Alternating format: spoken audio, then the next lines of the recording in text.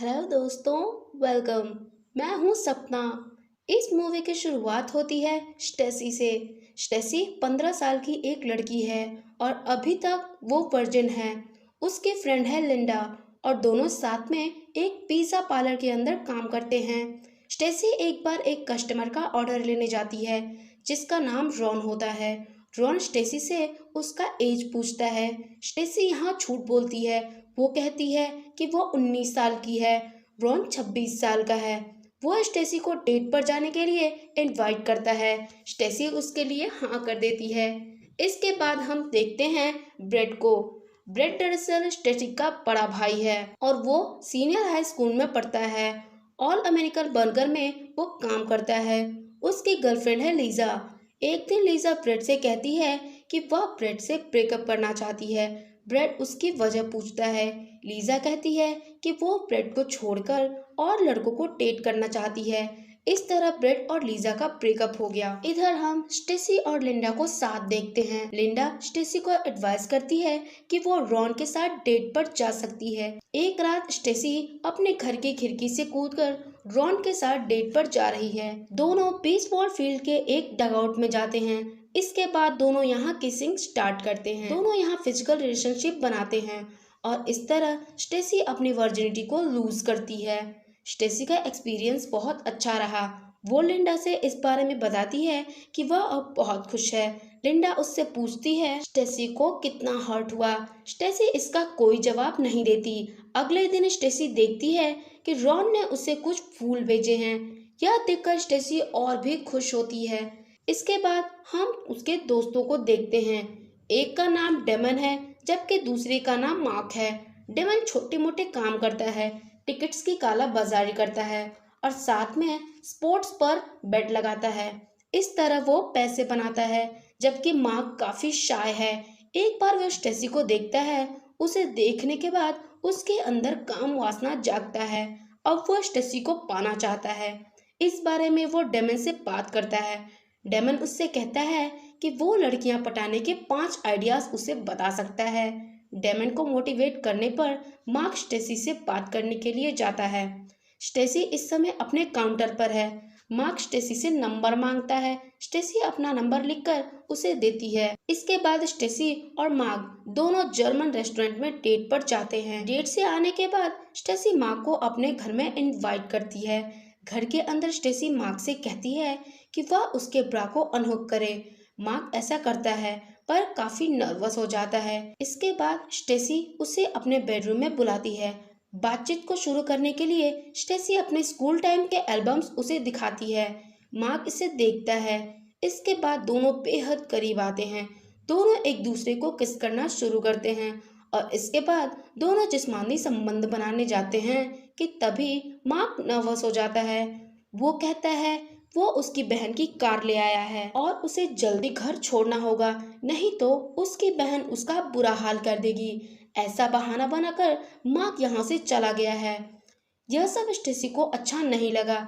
वह अपने दोस्त लिंडा से मिलती है और इस बारे में बताती है। स्टेसी कहती है कि उसे लगता है कि शायद मार्क उसे पसंद नहीं करता। लिंडा उसे एडवाइस करती है, अगर तुम में मार्क इंटरेस्टेड नहीं है तो तुम किसी और लड़के को देखो। कुछ समय के बाद स्टेसी डेमन को डेट करना शुरू करती है। इस तरह से दोनों एक दूसरे को जानने लगे हैं। स्टेसी डेमन को अपने पुल में इनवाइट करती है। डेमन अपने दोस्त के साथ वहां आता भी है। घर के अंदर से ब्रेड स्टेसी के फ्रेंड लिंडा को देखता है। वह उसे खिड़की से काफी आकर्षक दिख रही है। ब्रेड इस समय अपने घर के बाथरूम में है। लिंडा को देखते हुए वह बाथरूम में हस्त मैथुन करता है। लिंडा यह रियलाइज करती है कि ब्रेड उसे देख रहा है। वह बाथरूम के अंदर आती है। वहां ब्रेड को हस्त मैथुन करते हुए देखती है। इसके बाद वहां से चली जाती है। इधर हम स्टेसी और डेमन को देखते हैं। दोनों पुल से निकलकर पास वाली जगह पर जाते हैं। दोनों यहाँ संभोग करना शुरू करते हैं पर थोड़े ही समय में डेमन का शीघ्र पतन हो गया है। बाद में स्टेसी लिंडा से इस बारे में बताती है। वह कहती है कि रॉन काफी समय तक ठहर पाया जबकि डेमन थोड़े टाइम में ही फ्लो कर गया। स्टेसी कहती है कि ज्यादा उम्र के मर्द ज्यादा देर तक ठहरते हैं। कुछ समय के बाद स्टेसी डेमन से कहती है कि वह प्रेग्नेंट है और यह बच्चा उसी का है और डेमन इससे इनकार करता है। स्टेसी कहती है कि वह उसके अलावा और किसी से हमबिस्तर नहीं हुई, ऐसे में यह बच्चा उसी का है। वो उससे कहती है कि इसे अबॉर्शन कराने में फ्री क्लिनिक में $150 तक का खर्च आएगा। वो कहती है कि उसे सिर्फ $75 चाहिए। डेमन कहता है कि वो $75 कहाँ से लाएगा। स्टेसी कहती है कहीं से भी पैसे चाहिए ताकि वह अबॉर्शन करा पाए और साथ में वो यह चाहती है कि डेमन उसे राइड देकर क्लिनिक तक छोड़े। इसके लिए उसने हाँ कर दिया। शाम को डेमन पैसे कलेक्ट करना शुरू करता है। वह उन दोस्तों की लिस्ट बनाता है जिससे वह पैसे मांग सके। इनमें कुछ नाम ऐसे हैं जिनसे उसने कर्ज लिए हैं और कुछ ऐसी जिसको उसने कर्ज दिए हैं, पर फिलहाल कोई भी उसे पैसे देने को तैयार नहीं है। इस तरह डेमन के पास $75 कलेक्ट नहीं हो पाए।